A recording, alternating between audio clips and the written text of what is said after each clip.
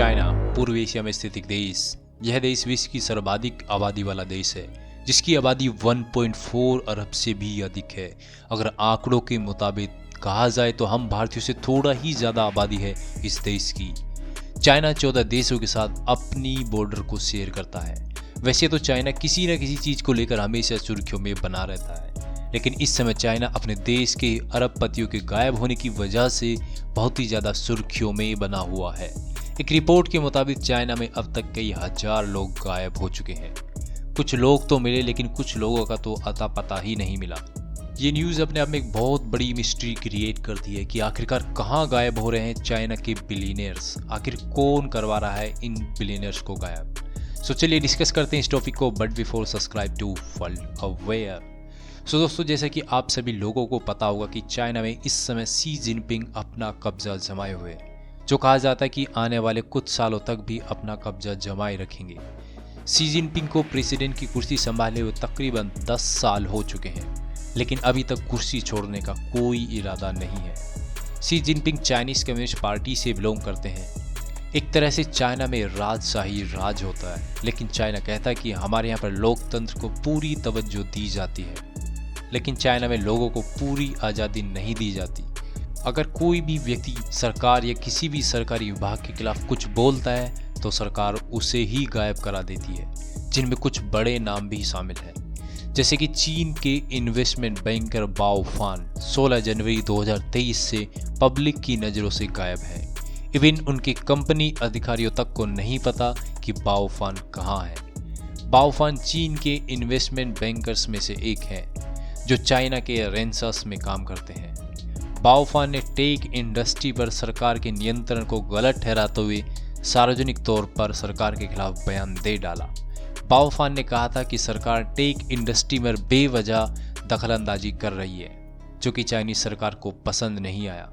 Chinese सरकार ने बाओ फान की कंपनी के प्रेसिडेंट कॉन्ग लिन पर भ्रष्टाचार के आरोप लगाते हुए उन्हें हिरासत में ले लिया, जिसके चलते बाओ फान को सरकार ने पूछताछ के लिए गायब कर लिया।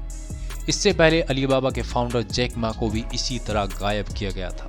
जैक मा ने साल 2020 में संघाई के कार्यक्रम के दौरान देश की आर्थिक नीति और फाइनेंशियल इंडस्ट्री की जमकर आलोचना की थी, जिसके चलते चाइनीज सरकार ने जैक मा को धर दबोचा और लोगों की नज़रों से गायब कर दिया।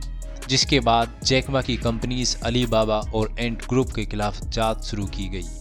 लेकिन जब कंपनी के वरिष्ठ अधिकारी से पूछा गया कि जैक मा कहाँ है, तो कंपनी के ऑफिशियल्स ने कहा कि जैक मा किसी सरकारी जांच में चाइनीज सरकार का सहयोग दे रहे हैं, लेकिन ऐसा कुछ भी नहीं था। जैक मा को अक्टूबर 2021 में स्पेन में देखा गया। ऐसा ही एक और बड़ा नाम आता है रेन जिकियांग। ये नाम चाइना के रियल एस्टेट का सबसे बड़ा नाम है। रेन ने साल 2020 में चाइनीज गवर्नमेंट की कोविड पॉलिसी को लेकर जमकर आलोचना की थी, जो कि शी जिनपिंग को बिल्कुल पसंद नहीं आया। उसके कुछ दिनों बाद ही रेन जिकियांग को गायब कर दिया गया और उनकी कंपनी के खिलाफ जांच शुरू की गई। उस समय रेन और रेन के पिता चाइनीज कम्युनिस्ट पार्टी के नेता थे, लेकिन इस इंसिडेंट के बाद दोनों को पार्टी से बेदखल कर दिया और कुछ महीने बाद पता चलता है कि रेन जिकियांग भ्रष्टाचारों के आरोप में 18 साल की जेल की सजा काट रहे हैं। रेन अभी तक जेल की सलाखों के पीछे है। ऐसा ही एक और जाना माना चेहरा था इन्वेस्टमेंट बैंकर सियाओ जियानुहा, जिसको जनवरी 2017 में चाइनीज सरकार ने गायब कर दिया था। सियाओ जियानुहा की कंपनी टुमारो ग्रुप बिजनेस जगत की सबसे ज़्यादा उभरी हुई कंपनी मानी जाती थी।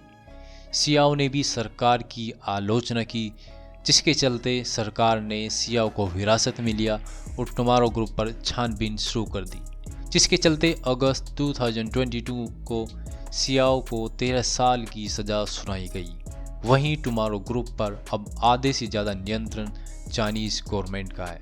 गाइस, ऐसे ही हजारों लोग गायब हो चुके हैं चाइना में, जिनकी ना तो कोई खबर मिलती है, ना ही कोई जिंदा रहने का सबूत, क्योंकि सरकार अपने खिलाफ कुछ भी सुनना नहीं चाहती है और सरकार का कहना है कि निजी कारोबारियों के हाथ में ज़्यादा संपत्ति नहीं होनी चाहिए। शी जिनपिंग इसे सबसे बड़ा खतरा बताते हैं अपने देश के लिए, जिसका नतीजा पिछले कुछ सालों से चीनी कारोबारियों की संपत्ति जब्त करना उन्हें गिरफ्तार करके जेल में डालना, इन चीज़ों के मामले अब बढ़ते ही जा रहे हैं।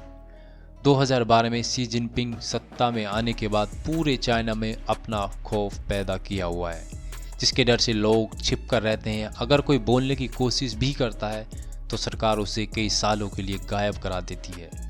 सो दोस्तों, ये है एंड इस वीडियो का। लिखिएगा अपना opinion. So thanks for watching, thanks for listening, God bless you all.